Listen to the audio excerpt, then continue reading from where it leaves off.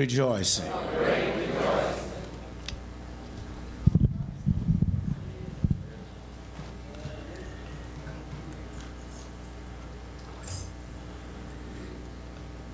The relationship between fiscal provision and personal character.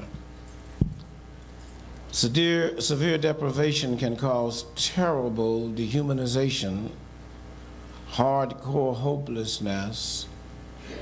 Poverty and hunger can accentuate criminality and bestiality. It can turn parents against their children and children against their parents. It can set races and nations against each other.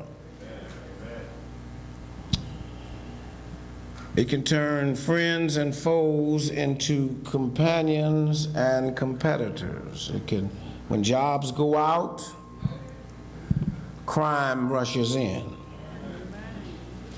And it will wreck human relationships and human society. Those who are oppressed and deprived from the outside are helping to demoralize and compromise the corrupt on the inside. When America was prosperous before September 11th, you could see things might get a little better in this country, and communities would come together and be healthier.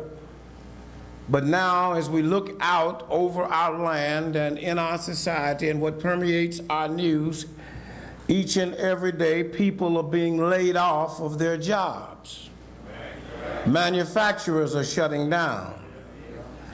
Economic conditions, when they get bad and manufacturing jobs move out of the country and CEOs start keeping bad books and lying about their bottom line, and when we come together and decide that we're going to bail out the very people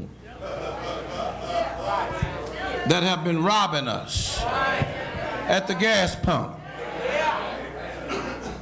Have I got a witness in here? We are going to take $700 billion, not million, billion dollars and bail out greedy Wall Street. Subprime housing market has crashed. Homes are being unsold. And America has lost its focus. I contend today that America has a moral obligation to provide food, shelter, health care, schooling, and jobs for all of her citizens. And if the war is the main agenda of the nation and bailing out multi-billion-dollar corporations, whether it be the war on terrorism or war on our own people by putting 6 million people in jail, then this country will have to take the blame for the breakdown of law and the deterioration of values. Because when you take and you have put on the main agenda giving to people who already have,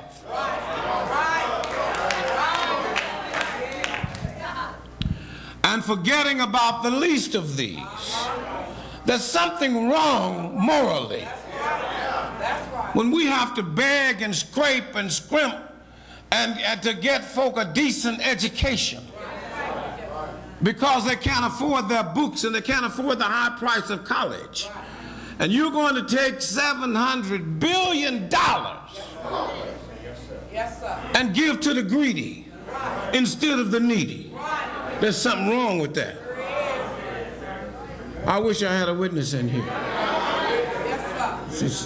See, people, some of these politicians think we crazy.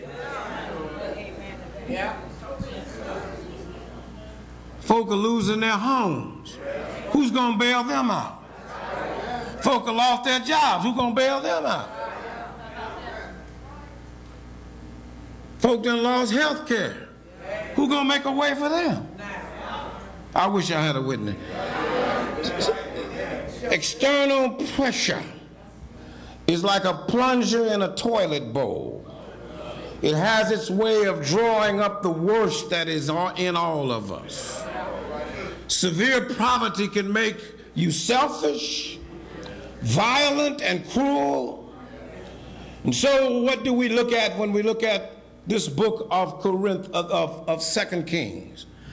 Mothers of Samaria were boiling and eating their own children. Hello, somebody. The Bible presents no naive, romantic, idyllic picture of human nature. It confesses and warns against that which is violent and selfish within all of us. Before Sigmund Freud ever talked about the id, that is our suppressed wild animal nature, the Bible talked about desperate women boiling and eating their children for food. But if we look at the 7th chapter and look at the story that turns up a situation, 4 characters, 4 lepers were living just outside of the city. They were outside of the city, Samantha, because of their AIDS. I mean, because they were lepers. And they were not allowed to live in the city. Their disease was so contagious and so dehumanizing by law, they were consigned to the backside of history, the downside of humanity, and the underside of society. They lived on the outside of the city. They were quarantined, they were separated, they were segregated, they were isolated, and they were castigated. Why is it that God always moves on the outside around the fringes? Did you know that God always breaks into history and humanity from the backside of history, the downside of humanity, the outside of nationality, and the underside of society?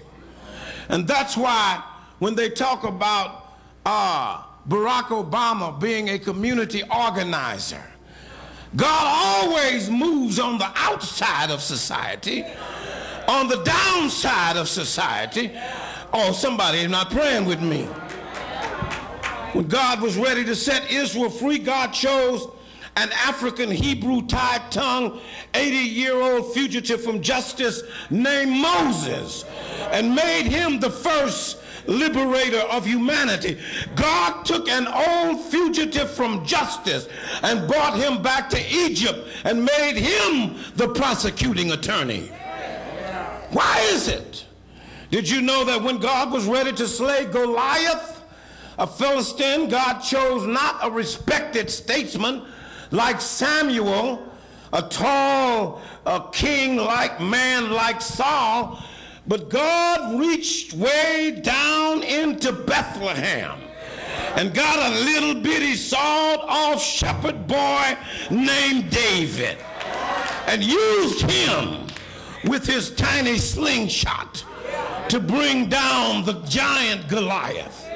Why is it that when God was ready to open the eyes of America, that we would have a birthday honoring Dr. Martin Luther King Jr., God did not choose a well-known white songwriter with 20/20 vision, but God chose a blind black musical genius named Stevie Wonder and gave him the birthday song.